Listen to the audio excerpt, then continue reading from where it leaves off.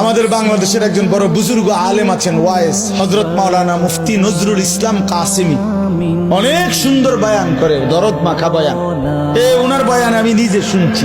উনি বলছে শুকর সকালবেলা যখন ঘুম থেকে উঠে, ওনার বয়ানের তো শুকর চোখ একসাথে মেলে না, মানে আমরা যেমন চোখ খুলি না ঘুমের থেকে, শুকর একসাথে চোখ মেলে না, মানে পুরাটা খুলে লায় না আর কি, একটু একটু করে খোলে, একটু এরকম আস্তে আস্তে চোখ মেলে, মানে একটু একটু করে চোখ মেলে। উনি বলছেন কিতাবে লিখছে যে শুকর এরকম আস্তে আস্তে চোখ মেলে কেন, একটু একটু করে।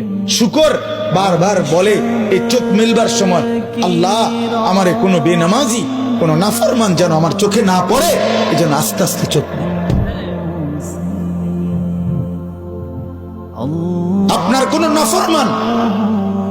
আপনার কোন নাফরমান বেঈমান যেন আমার নজরে প্রথমেই না পড়ে, এই জন্য সে আস্তে আস্তে চোখ মেলে।